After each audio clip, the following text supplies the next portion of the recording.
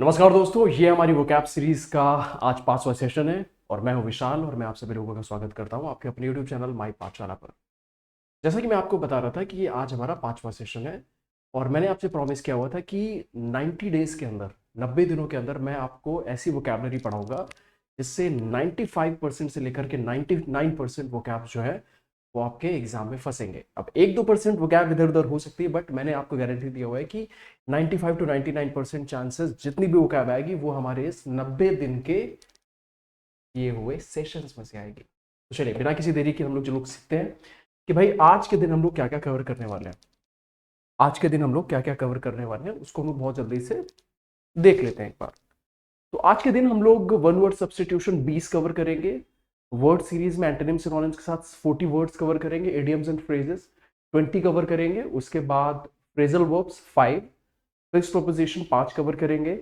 Words पर cloze test हमारे 4 रहेंगे। तो इन टोटल हम आज 94, व्हाट इज दिस यार, ये टेक्निकल जो जितनी भी चीजें होती है ना उसमें मेरे को बड़ा डर लगता है, मैं सच बता रहा हूँ। तो टोटल हमारे पास 94 डिफरेंट कैटेगरी ऑफ वर्ड्स और idioms, phrases, synonyms, antonyms, fixed proposition, in total 94 हम लोग आज कवर करेंगे। तो चलिए बिना किसी देरी के हम लोग सबसे पहले शुरू करते हैं और देखते हैं हमारा पहला शब्द क्या है। तो पहला शब्द तो नहीं है मेरे दोस्त, पहली कैटेगरी है हमारी, ये है वन वर्ड सब्सटीट्यूशन की। तो जल्दी से हम लोग वन वर्ड सब्सटीट्यूशन कवर कर लेते हैं। वन वर्ड सब्सटीट्यूशन में है डिप्सोमेनिया। डिप्सोमेनिया का मतलब क्या हुआ? Dipsomania means irresistible craving for alcoholic drinks. अब जैसे इस इंसान को भी देखो, बोतल, 4 बोतल वोदका काम मेरा रोज का, और 4 बोतल भी रखा है ये इंसान, 1 2 3 4, बिल्कुल फिट गाना है इसके ऊपर, 4 बोतल वोदका काम मेरा रोज का। तो एक ऐसा इंसान जिसको पानी, और पानी यार, पानी तो हम लोग पीते हैं, ठीक है यार। डिप्सोमेनिया, डिप्सोमेनिया एक तरीके की लत हो गई जिसमें इंसान को बहुत ज्यादा शराब पीने की आदत हो जाए। चलिए नेक्स्ट वन देखते हैं हम लोग। Next one is tracery. Tracery का मतलब देखो, ये बहुत खतरनाक तरीके से यहाँ पे समझाया हुआ है, उसके बाद हम लोग पढ़ लेते हैं। इन architecture the delicate and intricate frame of stone filigree that forms geometric and decorative pattern. अरे सर सर सर, ये क्या है? मतलब ट्रेसरी का मतलब है, जैसे मान लो तुम कभी अगर ताजमहल वगैरह देखने गए होगे या फिर लाल किला वगैरह देखने गए होगे, तो वहां पर जब आप उनकी खिड़कियों को देखते हो, जब आप उनकी खिड़कियों को देखते हो तो इस तरीके की वहां पर डिजाइन वगैरह बनी हुई होती है। इसी डिजाइन को ही हम लोग बोलते हैं क्या? ट्रेसरी। मतलब जाल का काम। इसको एक तरीके की आप सजावट बोल सकते हैं। ये क्या हो गया? एक तरीके की सजावट। इट्स अ काइंड ऑफ सजावट, ये एक तरीके की सजावट हो गई। चलिए आगे देखते हैं। Next one is toxic. Toxic का मतलब क्या हुआ? हार्मफुल या फिर पॉइजनस। ऐसी चीज जो बहुत ज्यादा जहरीली हो उसका बोला जाता है टॉक्सिक। टॉक्सिक गैसेस जैसे होते हैं ना, carbon monoxide, something that is poisonous and unhealthy. जैसे आप यहाँ पर भी इमेज में भी देख पा रहे होगे कि काफी सारा गैसेस वगैरह निकल रही है यहाँ से, तो इसको बोलेंगे अपन टॉक्सिक। आगे देखते हैं। Next one is idolatry. इस इमेज को देखो, इस इमेज को देखो, ये सभी लोग इस लकड़ी की मूर्ति जो भी है इसकी पूजा कर रहे हैं। तो आइडोलेट्री जो वर्ड है इसका मतलब होता है मूर्ति पूजा। मीनिंग देखेंगे, the practice of worshipping physical objects और रिप्रेजेंटेशन ऑफ गॉड्स। इसी भी तरीके की मूर्ति पूजा जो होता है उसको हम लोग यूज करते हैं word idolatry. The worship of idols और इमेजेस। आइडल्स का मतलब क्या होता है? मूर्ति, ये तो पता ही होगा। और इमेजेस का मतलब क्या होता है भाई मेरे दोस्त? इमेजेस का मतलब होता है आकृति। नेक्स्ट वन देखेंगे हम लोग, कॉन्वेंट। सर कॉन्वेंट का मतलब क्या? कॉन्वेंट स्कूल से नहीं यार। कॉन्वेंट का मतलब होता है एक ऐसा प्लेस जहां पर नन्स रहती हो। नन्स कौन होती है? जैसे मॉन्क्स होते हैं। मॉन्क्स कौन होते हैं? मॉन्क्स आपने सुना होगा, मेल जो होते हैं, मेल सन्यासी, उनको मॉन्क्स बोला जाता है। और लेडी सन्यासियों को हम लोग क्या बोलते हैं? लेडी सन्यासियों को हम लोग बोलते हैं nun. A place where nuns live and work. A place where nuns live and work. जैसे आप यहाँ पर भी देख पा रहे होगे इस इमेज में, यहाँ पर नन्स रहती हैं। ये जो नन्स है वो रहती हैं, इनको आप देख पा रहे होंगे। तो जिस जगह पे रहती है उसको कॉन्वेंट बोला जाता है। हिंदी में इसको हम लोग मठ भी बोलते हैं। अ बिल्डिंग और इंस्टीट्यूशन फॉर रिलीजियस सिस्टर्स और नन्स। ठीक, चलो आगे देखते हैं हम लोग। Next one, next one, next one देख लेते हैं हम लोग आगे।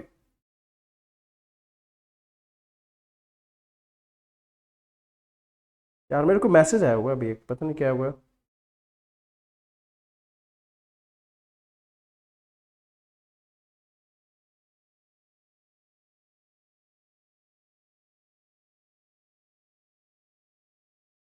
चलिए ठीक है, कोई बात नहीं, जो भी मैसेज आया होगा इस मैसेज को हम लोग बाद में देख लेंगे। नेक्स्ट वन देखते हैं हम लोग। Next one is iconoclast.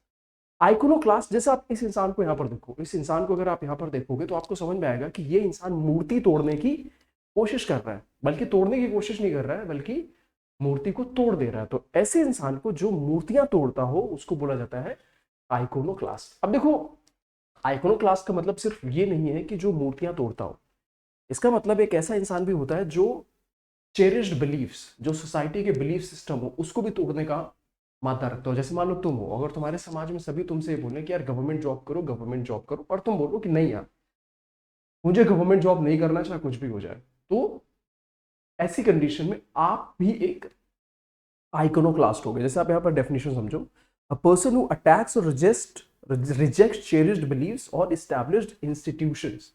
जो भी समाज के चेरिश्ड बिलीव्स हैं, जो जिस पर नियम कानून है, जिन पर वो विश्वास किया जाता है समाज में, उनको भी वो तोड़ने का काम करता है। तो ऐसे इंसान को बोला जाता है आइकोनोक्लास्ट। आगे देखते हैं हम लोग। Next one is omnivorous. Omnivorous कौन होता है मेरे दोस्त? ओमनीवोरस का मतलब होता है एक ऐसा इंसान जो सब कुछ खा जाता हो।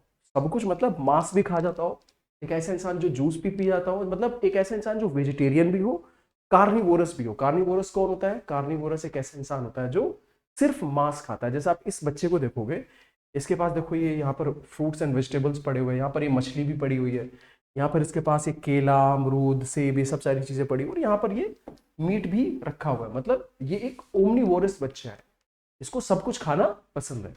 ऐसा इंसान जिसको सब कुछ खा लेता हो, ऐसे इंसान को बोला जाता है ओमनीवोरस। नेक्स्ट वन देखते हैं हम लोग, हच। ये हच वाला वो सिम कार्ड की बात नहीं हो रही है सर, हच मतलब क्या सिम कार्ड की बात कर रहा हूँ? नहीं, यहाँ पर जो मैं हज की बात कर रहा हूँ वो कुछ और है, यहाँ पर जो मैं हज की बात कर रहा हूँ वो कुछ और है। तो सर कौन सा हज है ये? जैसे आप इस पिक को भी देखोगे तो इस पिक में आपको समझ में आता है कि ये खरगोश है। ये खरगोश कहाँ पे है? ये हज के अंदर है, ये हज के अंदर है। ये जो चीज आपको दिख रही है इसी को हम लोग क्या बोलते हैं? ये जो चीज आपको दिख रही है मेरे दोस्त, मेरे भाई, इसी को हम लोग बोल देते हैं हज। ठीक, ये जो चीज आपको दिख रही है इसी को हम लोग हज बोलते हैं। ठीक है, डेफिनेशन देखोगे, अ डेन फॉर स्मॉल एनिमल्स, कोई ऐसा पिंजरा टाइप का जिसमें छोटे छोटे जानवर रहते हो, उसे हम लोग हच बोलते हैं। आगे बढ़ते हैं हम लोग, नेक्स्ट वन देखते हैं। Next one is recant. Recant जो वर्ब है ये अपना, दिस इज अ वर्ब, इसका मतलब होता है अपने कथन को वापस ले लेना। जो कुछ भी आपने कहा होगा उसको वापस ले लेना। जैसे आप इस इमेज को भी देखो, इस इमेज ने बोला, इस इमेज में ये इंसान क्या बोलता है? ये बोलता है कि धरती फ्लैट है। यहाँ पे इसने क्या लिखा हुआ है? जो अर्थ है वो फ्लैट है, जबकि हमें पता है कि धरती तो गोल है। जबकि हमें पता है कि धरती तो गोल है। तो फिर ये अपने स्टेटमेंट को वापस ले रहा है, बोल रहा है कि I was wrong, I am very sorry, I was wrong. अब एक को बोल रहा है कि भाई मैं गलत था, मुझे समझ में आ गया कि जो धरती है वो गोल है। टू विदड्रॉ अ स्टेटमेंट और believe that one has previously made. आगे देखते हैं मेरे दोस्त, मेरे भाई। Next one is narcissism. Narcissism ये बहुत बहुत इंपॉर्टेंट वर्ड है। जैसे इस लेडी को भी अगर आप पीछे देख पा रहे होगे तो ये लेडी क्या कर रही है? ये लेडी अपने आप को मिरर में देख रही है। ये लेडी क्या कर रही है? ये लेडी अपने आप को शीशे में देख रही है, और शीशे में देख करके सोच रही है कि मैं कितनी खूबसूरत हूँ। ये जो लेडी है ये शीशे में देख रही है, और शीशे में देख करके सोच रही है कि मैं कितनी खूबसूरत हूँ। एक गाना है ना, मैं इतनी सुंदर हूँ मैं क्या करूँ, है ना? चलो उस गाने में हम लोग जाएंगे नहीं। तो ये लेडी जब देख रही है तो ये सोच रही है कि मैं कितनी सुंदर हूँ, हाउ ब्यूटीफुल आई एम। तो जो इंसान इतना ज्यादा, बिल्कुल, कुछ लोग होते हैं ना दिन भर बैठ के सेल्फी ले रहे हैं, ऐसे ऐसे मुंह बना बना के सेल्फी ले रहे हैं, ऐसा बोला जाता है कि ऐसा बोला जा सकता है कि उनके अंदर थोड़ा बहुत नार्सिसिज्म है। यार ये अहंकार वर्ड तो गलत हो जाएगा यहाँ पर। इसको एक तरीका बोल सकते हो एक्सेसिव सेल्फ लव। इसको आप क्या बोल सकते हो? इसको आप बोल सकते हो एक्सेसिव सेल्फ लव, मतलब अतिशय है,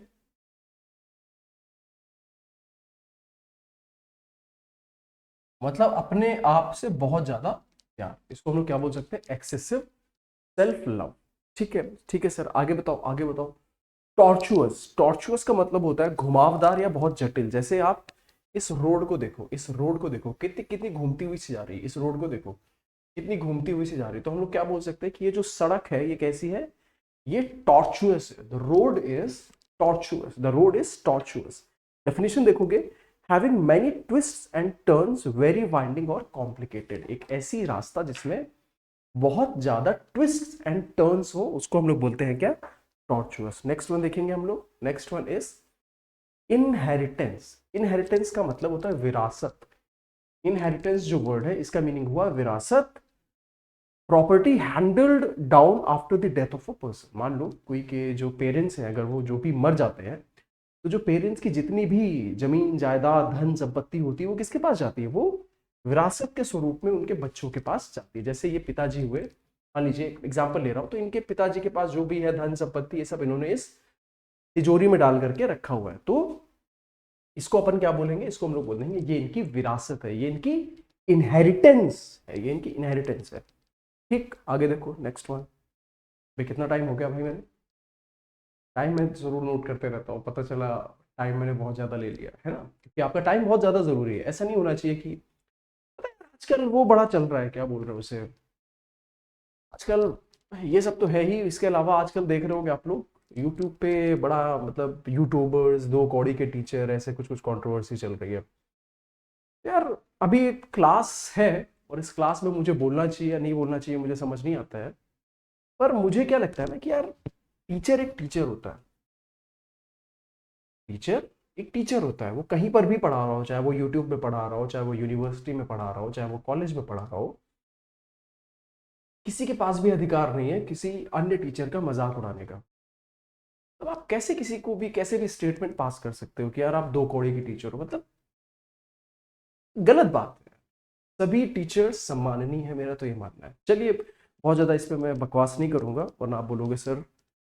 रेनिगेड, रेनिगेड एक ऐसा इंसान होता है जो विद्रोही हो, एक ऐसा इंसान जो अपने ग्रुप को छोड़ देता हो। मान लो जैसे ये बच्चा है, ये बच्चा है और ये पहले इस महल में रहा करता था। ये जो बच्चा है ये इस महल में रहा करता था, फिर एक दिन इस बच्चे के मन में फितूर सवार हुआ और बोलता है कि मैं आज से इस महल में नहीं रहूंगा और कुछ भी हो जाए मैं इस महल की रक्षा भी नहीं करूंगा। तो ऐसे में इसको बोला जाएगा क्या? Renegade. Definition, a person who leaves और refuses to support a group. एक ऐसा इंसान जो ग्रुप को छोड़ देता है या फिर उसकी मदद नहीं करता है, ऐसे इंसान को क्या बोला जाता है मेरे भाई? वो बोला जाता है renegade. A person who leaves और refuses to support a group और लीडर और कॉज होता है रेनिगेड। नेक्स्ट वन देखेंगे, लिंग्विस्टिक्स। लिंग्विस्टिक्स, लिंग्विस्टिक्स क्या है?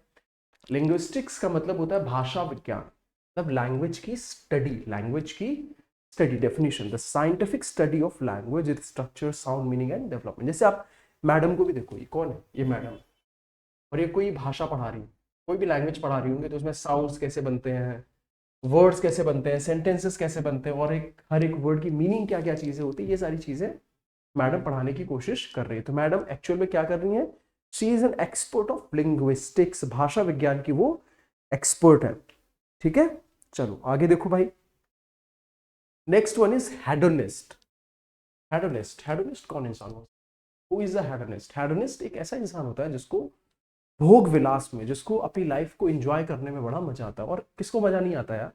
हर एक इंसान को थोड़ा बहुत दिन में थोड़ा खाने पीने को मिल जाए, घूमने घामने को मिल जाए, यही तो एक इंसान चाहता है। लेकिन जो हेडोनिस्ट होता है वो चाहता है कि मेरे को 24 घंटा बस खाने को मिले, 24 घंटा बस मैं एसी में रहूं, 24 घंटा बस मैं टेलीविजन देखूं, बस। ऐसे इंसान को बोला जाता है हेडोनिस्ट। हेडोनिस्ट मतलब एक ऐसा इंसान जो अपनी लाइफ को बहुत ज्यादा इंजॉय करने में विश्वास करता हो। जैसे आप इस बच्चे को, बच्चा तो नहीं, आ रही है तो बहुत ही ये बच्चा तो कहीं से भी नहीं लग रहा मेरे को, ये तो बहुत ही बूढ़ा टाइप का, बूढ़ा भी नहीं है, थोड़ा सा उम्र दराज आदमी लग रहा है। और देखो कैसे मस्त वाइन अपने पास में रखा हुआ है, मिठाइयाँ रखा हुआ है, किताब भी रखा हुआ है पढ़ने के लिए, और फल फ्रूट वगैरह भी खा रहा है, क्या मस्त मस्त ठंडी ठंडी हवा भी ले रहा है। तो ऐसे इंसान को बोला जाएगा हेडनिस्ट। ठीक, seeking and enjoying life's pleasures, मतलब जीवन के आनंद लेने वाले इंसान को बोला जाता है हेडनिस्ट। नेक्स्ट वन देखते हैं हम लोग, थेस्पियन। थेस्पियन का मतलब होता है एक्टर।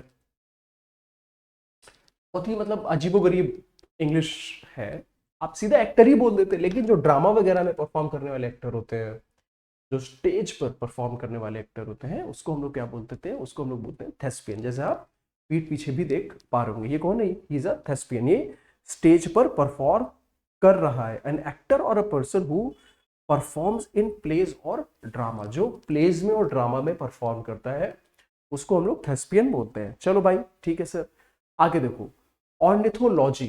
ऑर्निथोलॉजी, बहुत इंपॉर्टेंट वर्ड है ये ऑर्निथोलॉजी, बहुत बार एग्जाम में पूछा भी जा चुका है। इसका मतलब होता है पक्षी विज्ञान, कौन सा पक्षी किस स्पेशीज का है, पक्षियों को क्या क्या खाना पसंद है, पक्षी कितने बजे सोते हैं, क्या क्या करते हैं, कैसे वो फ्रेंड्स बनाते हैं, तो ये सारी जो चीज़ों का अध्ययन है वो ऑर्निथोलॉजी में किया जाता है। जैसे आप यहाँ पर भी देखोगे ये ऑर्निथोलॉजिस्ट है, ये कौन है, शी इज एन ऑर्निथोलॉजिस्ट। ये कौन है लेडी, ये एक ऑर्निथोलॉजिस्ट।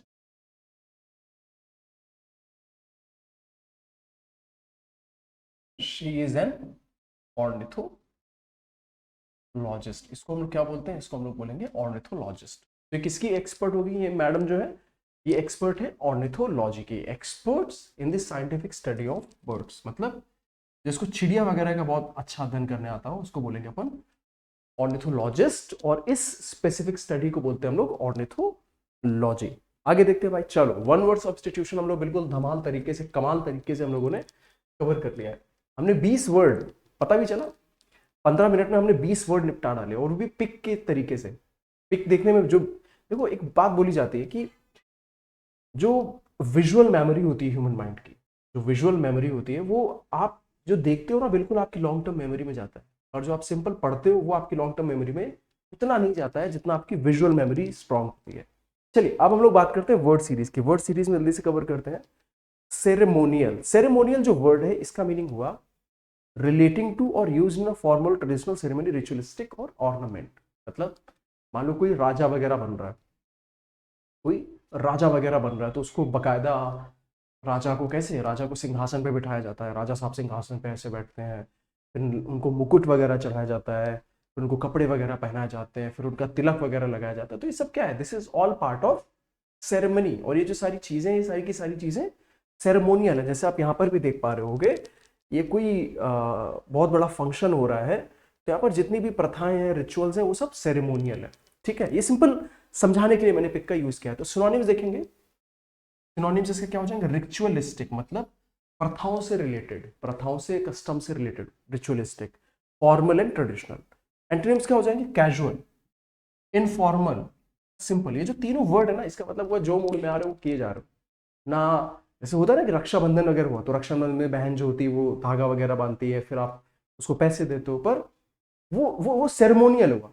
पर एक बंदा बोल रहा नहीं यार मैं तो बस प्यार, जो भाई बहन का प्यार होता है उसको मानता हूँ, पर बांधो ना बांधो उससे क्या ही फर्क पड़ता है। तो ऐसे इंसान को बोला जाएगा कैजुअल, इनफॉर्मल, है ना। चलो आगे देखो भाई मेरे, नेक्स्ट वन देखो, नेक्स्ट वन देखो मेरे भाई, नेक्स्ट वन इज प्रोपिशिएट। अब यार देखो, जब तुम यहाँ पर ये इमेज देख रहे होगे ना, जब मेरे दोस्त, मेरे भाई, जब तुम ये इमेज देख रहे होगे तो तुमको लग रहा होगा कि प्रोपिशिएट वर्ड का मतलब होता है किसी की पूजा करना। नहीं, प्रोपिशिएट वर्ड का मतलब होता है किसी को शांत करना, किसी को पैसिफाई करना। जैसे तुम ही हो और तुम्हारे मम्मी पापा अगर हुए, और तुम्हारे मम्मी पापा अगर बहुत ज्यादा गुस्से में होते हैं, तो तुम अपने मम्मी पापा का गुस्सा शांत करने की कोशिश करते हो, तुम उनको प्रोपिशिएट करने की कोशिश करते हो। डेफिनेशन देखो, टू गेन द फेवर और goodwill of somebody specially by doing something pleasing और मेकिंग ऑफरिंग्स। मतलब कोई ऐसा काम करने की कोशिश करना जिससे जो जिस पे भी आप निर्भर हो खुश हो जाए, है ना।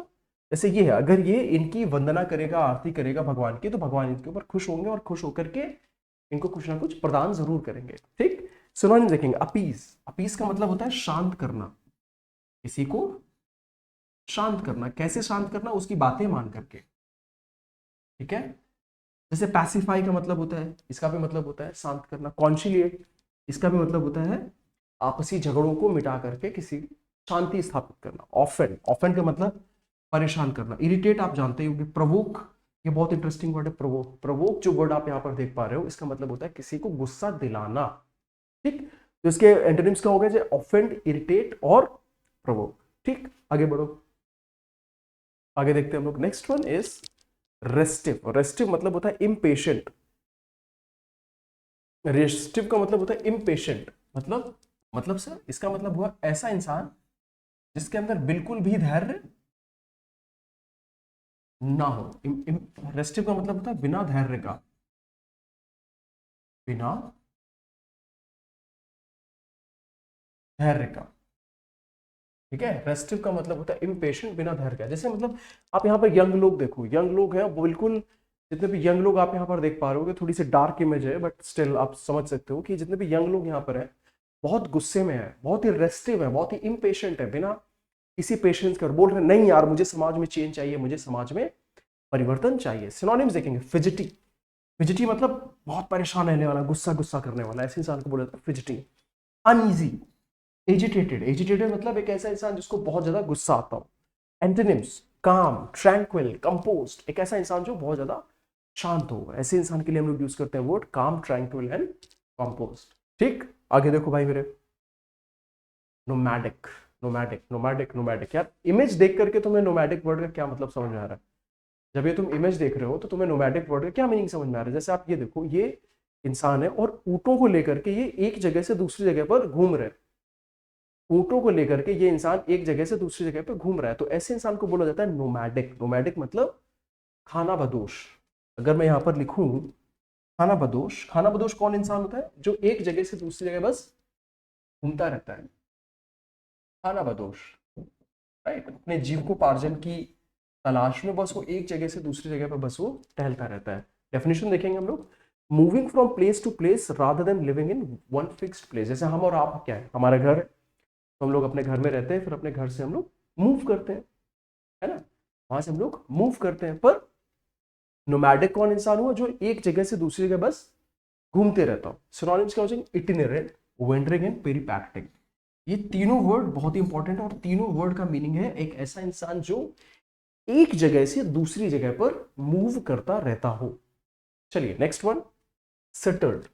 एंटोनिम्स हम लोग देखेंगे। सेटल्ड मतलब, ये जो वर्ड आप सेटल्ड यहाँ पर देख पा रहे हो, इसका मतलब हुआ एक ऐसा इंसान जो एक पर्टिकुलर जगह पर सेटल्ड हो, वहां से मूव नहीं करता हो। जैसे तुमसे पूछा जाता है कि आप कहाँ रहते हो, तो आप बोलते हो कि सर मैं इस जगह पे रहता हूँ, मैं यहाँ पर सेटल्ड हूँ, कानपुर में सेटल्ड हूँ, लखनऊ में सेटल्ड हूँ, है ना।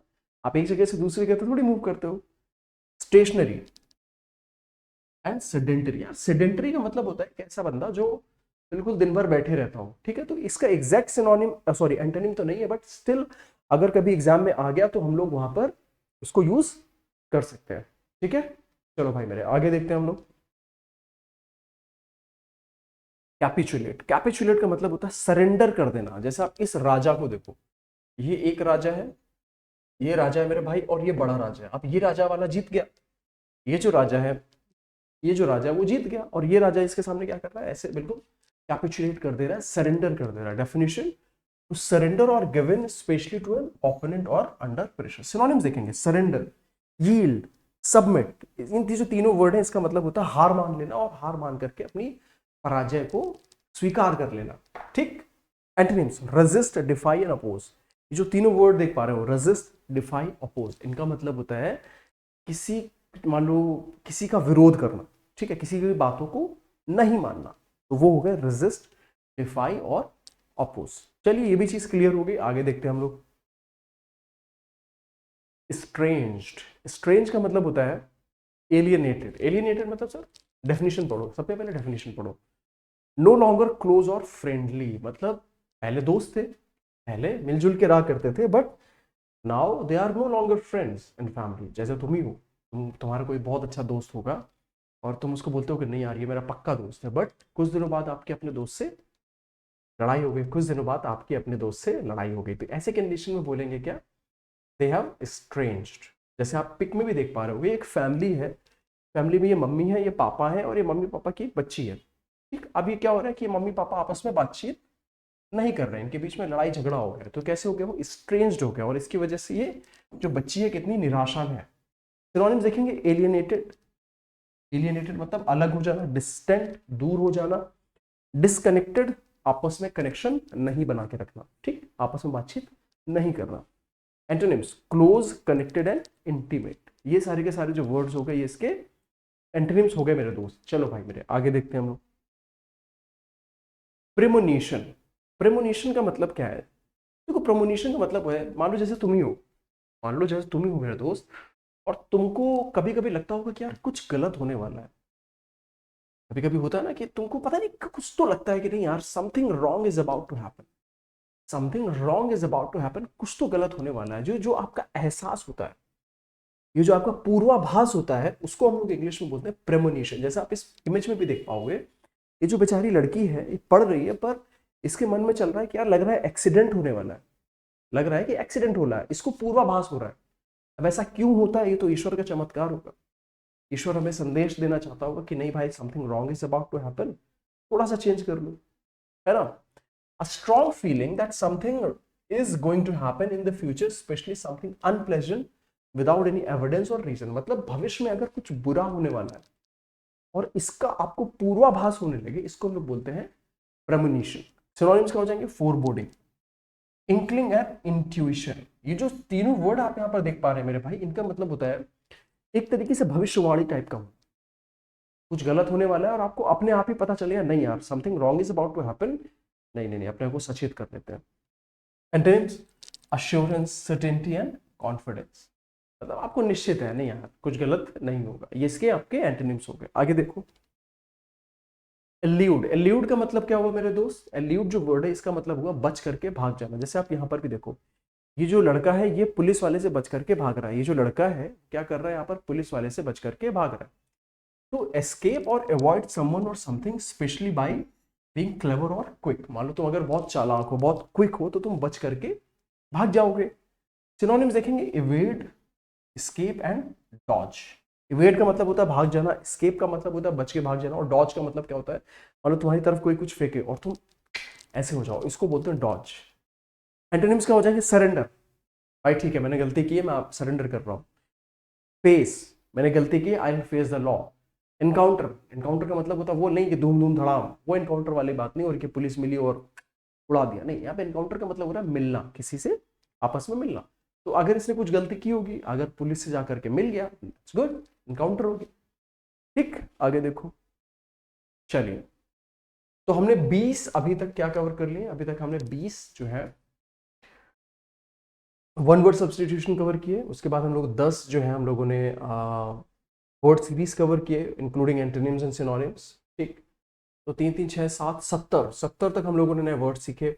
उसके पहले हम लोगों ने 20 जो है लगभग व्हाट डू आई से, काफ़ी काफ़ी सारे हम लोगों ने वन वर्ड सब्स्टिट्यूशन सीखे। अब हम लोग इडियम्स एंड फ्रेजेस सीखेंगे। Now what will do is will go and cover the idioms and phrases. चलो भाई इडियम्स एंड फ्रेजेस देख लेते हैं। सबसे पहला इडियम है go through fire and water. ये जो इडियम है इसका देखो, ये इडियम लिखा हुआ है go through fire and water. ये जो इडियम है go through fire and water, इसका मतलब क्या हुआ? इसका मतलब हुआ to face great difficulties to help और सपोर्ट समवन। मतलब go through fire and water, इसका मतलब हुआ चाहे कुछ भी हो जाए आप किसी की मदद जरूर करोगे। जैसे आप यहाँ पर हो, जैसे ये मम्मी है, ये मम्मी है और ये बच्चा है उसका, ये उसका बच्चा, और ये पानी में फंसा हुआ है, यहाँ पर आग लगी हुई है। तो ये जो माँ है, चाहे आग आ जाए, चाहे पानी आ जाए, चाहे बारिश हो जाए, वो अपने बच्चे को बचाने जरूर जाएगी। इसका मतलब क्या हुआ? गो थ्रू फायर एंड वाटर मतलब बहुत बड़ी परेशानियां लेना किसी को बचाने के लिए। जैसे आप सेंटेंस एग्जांपल देखोगे, she will do whatever it takes to help him, she will do whatever it takes to help him। मतलब क्या हुआ? इसका मतलब हुआ चाहे कुछ भी हो जाए वो उसकी मदद जरूर करेगी। ठीक है सर, ये तो गो थ्रू फायर एंड हैट हो गया पहला इडियम। दूसरा बता दो सर, टॉकिंग थ्रू हैट, टोपी से बोलना। टोपी से बोलना, अरे सर इसका क्या मतलब है? टोपी से बोल रहा है, इसका क्या मतलब है? ये बच्चा है टोपी लगा रहा है, नहीं नहीं। टॉकिंग थ्रू हैट का मतलब हुआ कि आप फालतू के बकवास किए जा रहे हो, कुछ भी अकड़ बकड़ बम्बे बोल बोले जा रहे हो, उसका मतलब होता है talking through hat. Elephants can fly and pencils grow on trees. ये बोल रहा है कि एलिफेंट्स फ्लाई कर सकते हैं, एलिफेंट्स जो है वो उड़ सकते हैं। एक सही चीज है? नहीं यार, this is absolutely wrong. To say things without thinking, to talk nonsense, फालतू की बातचीत करना। ठीक, हाँ। अब नेक्स्ट इडियम देखते हैं हम लोग, put up with. Put up with का मतलब होता है किसी को सहन करना, किसी को सहन करना। ये जो इडियम है पुट अप विद, इसका मतलब होता है सहन करना। टू टॉलरेट और एक्सेप्ट समथिंग और someone even though it is annoying और डिफिकल्ट। जैसे आप यहाँ पर भी देखो, ये लड़की बैठी हुई है और ये बहुत जुम जुम जुम जुम जुम जुम जुम जुम गाना बजाया जा रहा है, इतनी लड़की परेशान हो रही है, बट स्टिल ये लड़की बोल रही है कि ठीक है यार भाई, इसको जो करना है करने दो, I put up with whatever this guy is doing. तो पुट अप विद का मतलब होता है किसी की चीज को सहन करना। नेक्स्ट वन देखते हैं हम लोग। Next one is fits and start. ये जो इडियम है चौथा वाला, इसका है फिट्स एंड स्टार्ट। इसका मतलब होता है इररेगुलरली। इररेगुलरली, जैसे आप यहां पर भी देखो, ये लैंप है, अभी ये ऑन है, फिर ये ऑफ हो गया, फिर ये ऑन हो गया, फिर ये ऑफ हो गया। तो यार इरेगुलरली कभी भी ऑन हो जा रहा है, कभी भी ये ऑफ हो जा रहा है। तो इट इज हैपनिंग इरेगुलरली। ये क्या हो रहा है, ये इरेगुलर तरीके से हो रहा है। तो it is happening bye fits and start. Power goes off in fits and start, मतलब कभी आ रही है, कभी जा रही है, कभी आ रही है, कभी जा रही है। तो इरेगुलर मैनर में रीडिंग बिटवीन द लाइन्स, ये बहुत बहुत बहुत इंपॉर्टेंट इडियम है। रीडिंग बिटवीन द लाइन्स, इसका क्या मतलब हुआ सर? रीडिंग बिटवीन द, ये जो इडियम आप यहां पर देख पा रहे हो, रीडिंग बिटवीन द लाइन्स, इसका मतलब होता है रीडिंग बिटवीन द लाइन्स। इसका मतलब क्या हुआ सर? इसका मतलब हुआ कि जो मान लो कुछ भी आपको बोला गया, उसका छुपा हुआ अर्थ निकाल लेना। मान लो कि तुम हो और तुम पढ़ने में बहुत अच्छे नहीं हो, मान लो तुम मेहनत बहुत कर रहे हो पर तुम्हारे अच्छे मार्क्स नहीं आ रहे, तो तुम्हारे पापा आए और तुम्हारे पापा तुमसे बोलते हैं कि अच्छा मेरा बेटा इतना मेहनत करता है, बहुत मेहनती है मेरा बेटा बहुत मेहनती है, बस उसके मार्क्स नहीं आते हैं। और तुमने फिर पापा के एक्सप्रेशन रीड किए, तो तुमको समझ में आया कि तुम्हारे पापा तुम्हारी तारीफ नहीं कर रहे हैं, तुम्हारे पापा तुम्हारा मजाक उड़ा रहे हैं कि मेरा बेटा बिल्कुल दिन भर किताबों में घुसा रहता है लेकिन मार्क्स इसके आते ही नहीं है। तो ये जो आपने, पापा बोल कुछ और रहे थे पर उसका मतलब कुछ और था, तो वहां पर हम लोग यूज करेंगे idiom reading between the lines. इसका मतलब होता है टू अंडरस्टैंड हिडन मीनिंग, छिपे हुए मतलब को समझ जाना, छिपे हुए मतलब को समझ जाना। जैसे ये लड़की है, इसको जॉब का रिपोर्ट कार्ड आया और इसके बॉस ने इसको बोला you are doing wonderful, good work. लेकिन इस लड़की ने ये समझ में आया कि नहीं यार, मेरा बॉस मेरे से बोल रहा है कि मैं और अच्छा करूं। इसका मतलब ये नहीं है कि नहीं यार तुम बस हो गया, इसका मतलब होता है कि मैं और अच्छा करूं। चलो ठीक है सर, ये भी हो गया। नेक्स्ट वन देखते हैं हम लोग, get the sack. Get the sack, get the sack का मतलब होता है जॉब से निकाल दिया जाना, to be fired from job. इसका क्या मतलब हुआ सर? इसका मतलब हुआ फायर्ड फ्रॉम जॉब, जॉब से निकाल दिया जाना। जैसे ये मैनेजर साहब है, इन्होंने अपने एम्प्लॉय को निकाल दिया, गेट द सैक। जैसे सिंपल एग्जांपल देखो, he got the sack for being late all the time. उसको जॉब से क्यों निकाल दिया? क्योंकि वो हर समय लेट होकर के जा रहा था। तो ये हमें समझ में आ गया, ये भी समझ में आ गया। प्रोज एंड कॉन्स, ये एक नेक्स्ट इडियम है मेरे दोस्त। नेक्स्ट इडियम अब हम लोग पढ़ते हैं, which is what, which is pros and cons. इसका मतलब क्या हुआ? इसका मतलब हुआ to consider all the advantages and disadvantages of something. Pros and cons, जैसे तुम हो और तुम अगर कोई जॉब ज्वाइन करना चाहते हो, तो तुम जॉब ज्वाइन करने से पहले उसके सारे प्रोज एंड कॉन्स को जानने की कोशिश करोगे यार, कि मैं घर के दूर रहूंगा, मेरे को घर से दूर इतनी सैलरी मिलेगी, वहाँ का खाना कैसा होगा, वहाँ का मौसम कैसा होगा, क्या ये जॉब मुझे आज से 10 साल बाद सपोर्ट करेगा या नहीं। आप अगर किसी की सारे के सारे एडवांटेजेस और डिसएडवांटेजेस, किसी के लाभ और हानि दोनों का जब आप कैलकुलेशन करते हो, तो उसको बोला जाता है प्रोज एंड कॉन्स। जैसे आप पीछे इस लेडी को भी देखो, अपने समझने की कोशिश कर रही है कि कौन सा ऑप्शन ज्यादा अच्छा है। प्रोज बोल रही गुड सैलरी, अपने घर में जॉब करूं या फिर घर के बाहर जॉब करूं। अगर घर के बाहर जाएगी तो अच्छी सैलरी मिलेगी, फ्लेक्सिबल आवर्स मिलेंगे, करियर ग्रोथ मिलेगी। पर अगर घर के पास करेगी तो मतलब क्या ही है, हाई स्ट्रेस रहेगा, less time with the family रहेगा, ये सारी की सारी चीजें उसको फेस करनी पड़ सकती है। तो वो क्या कर रही है, she is weighing all the pros and cons. Next one देखते हैं, next one is by leaps and bound. ये जो इडियम है बाय लीप्स एंड बाउंड, इसका मतलब होता है बहुत तेजी से, वेरी फास्ट। इसका मतलब क्या हुआ सर? इसका मतलब हुआ वेरी फास्ट। जैसे आप इस बच्चे को भी देखो, कितनी तेजी से बच्चा भाग दौड़ कर रहा है और कितनी तेजी से रनिंग कर रहा है। मतलब होता है इस बच्चे में बहुत तेजी से ग्रोथ हो रही है, बहुत तेजी से ग्रोथ हो रही है। एग्जाम्पल देखोगे, his performance has improved by leaps and bounds this year. मतलब उसकी जो परफॉर्मेंस है वो इस साल बहुत तेजी से बढ़ गई है, बहुत अच्छी परफॉर्म किया है। मतलब पहले वो इतना अच्छा परफॉर्म नहीं करता था, बट नाउ दिस टाइम ये जो बच्चा है बहुत अच्छे से परफॉर्म कर रहा है। अभी जो ये बच्चा है बहुत अच्छे से परफॉर्म कर रहा है। Now in the good books, in the good books, यार आइडियम लिखते हैं, इन द गुड बुक्स। देखो इन द गुड बुक्स जो आइडियम है, इसका मतलब होता है जब आप किसी के अच्छे फेवर में हो। मान लो तुम हो, तुम अपने बॉस के अच्छे फेवर में हो, तुम्हारा बॉस मानता है कि नहीं यार तुम बहुत अच्छा काम करते हो, तुम राइट टाइम पर जॉब पर आते हो, राइट टाइम पर अपने घर जाते हो, जो भी तुम्हें काम दिया जाता है वो तुम करते हो। तो मैं बोलूंगा उसमें that you are in the good books of your boss. जैसे लेडी को देखो, ये लेडी को देखो, ये लेडी जो है अपने बॉस के गुड बुक्स में है। ये बॉस जो है वो समझता है कि नहीं यार ये जो लड़की है बहुत समझदारी पूर्वक सही तरीके से काम करती है। तो इसका मीनिंग क्या हो गया, in favour with someone. Example पढ़ो, she is in the good books with her boss after taking the extra responsibility. ये जो लेडी थी इसने एक्स्ट्रा रिस्पॉन्सिबिलिटी, जो इसका काम था वो तो कर ही रही थी, पर इसके अलावा उसने और रिस्पॉन्सिबिलिटी ली, तो वहां पे बोलेंगे that she is in the good books. ठीक है, आगे देखो, इन द लॉन्ग रन, ये इडियम बहुत अच्छा है। इन the long run, in the long run का मतलब होता है फाइनली अल्टीमेटली। इसका मतलब क्या होता है, फाइनली अल्टीमेटली, अंततोगत्वा। जैसे अब ये बच्चा है, ये सोच रहा है कि मैं अपनी लाइफ में क्या करूं। इजी चॉइस क्या होगी, अभी बढ़िया मस्त गेम चलाता हूँ, मूवी वगैरह देखता हूँ, एंजॉय करता हूँ, बट अल्टीमेटली वो क्या सोचता है कि नहीं यार लाइफ में मुझे आगे बढ़ना है, तो क्या करेगा, मेहनत करेगा, पढ़ाई करेगा और लाइफ में आगे बढ़ेगा। तो इन द लॉन्ग रन अल्टीमेटली जो है, जो जीवन के लिए अच्छी चीज क्या है, मेहनत करना, हार्ड वर्क करना, है ना।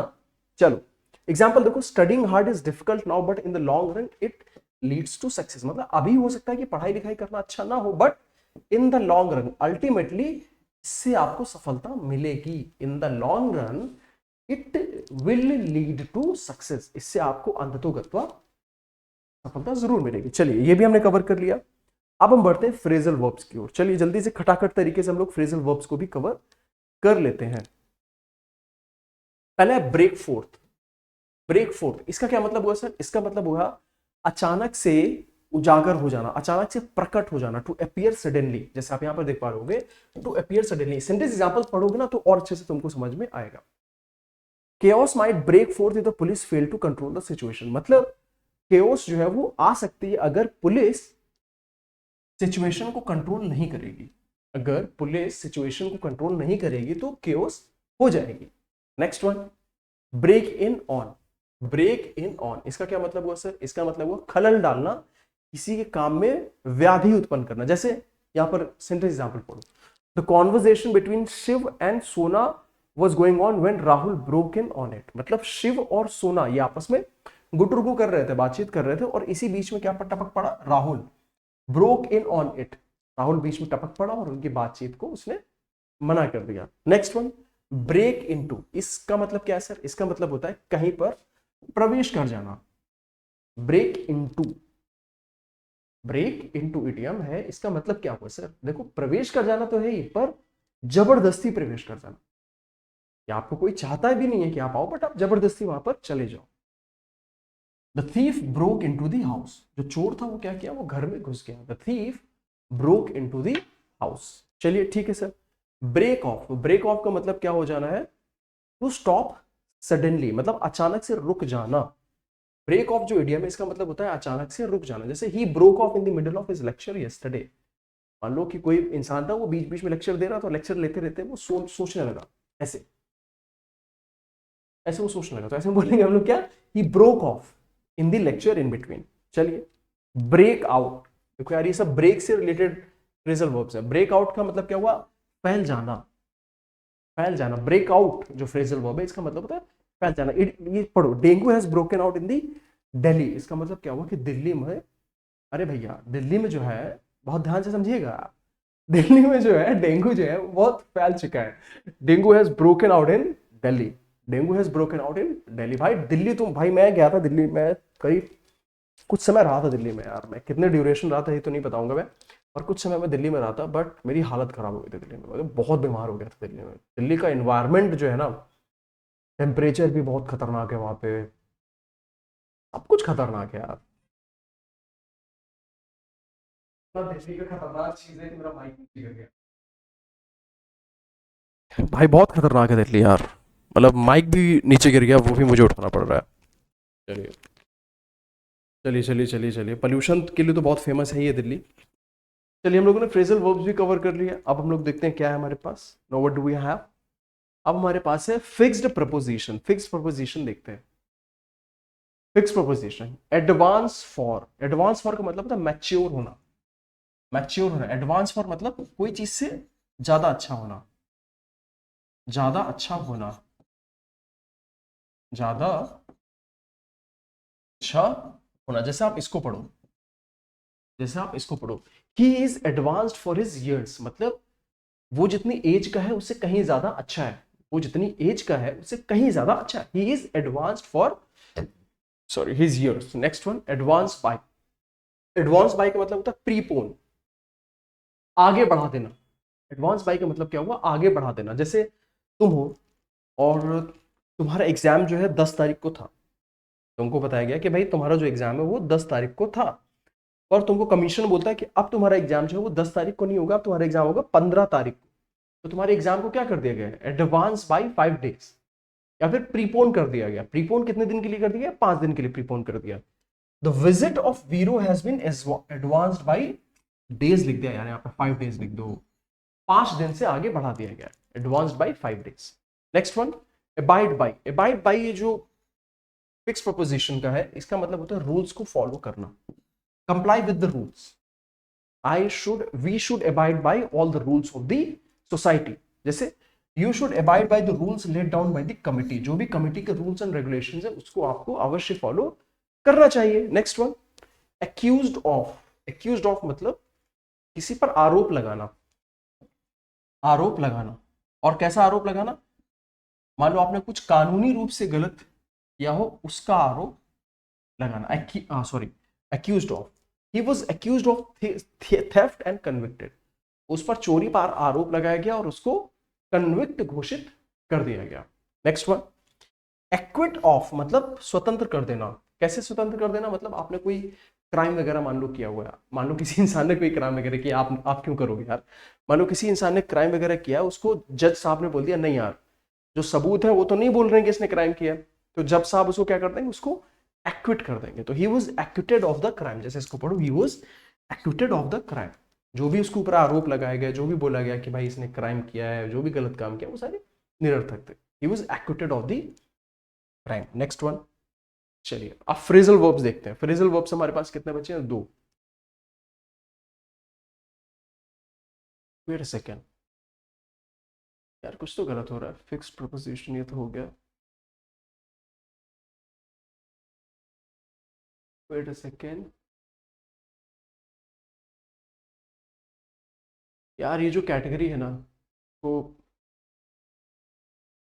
ठीक है, फ्रेजल वर्ब्स तो नहीं है यार, ये तो वर्ड्स फॉर क्लोज टेस्ट है। इसको अब मैं उड़ा देता हूँ, ठीक है, इसको जो है वर्बल फ्रेजेस, ठीक है, ये जो है ये ऐसी हेडिंग ही गलत डालती भाई। इसका है क्या, वर्ड्स फॉर क्लोज टेस्ट, ठीक है, वर्ड्स फॉर क्लोज टेस्ट हो जाती है थोड़ी बहुत प्रॉब्लम।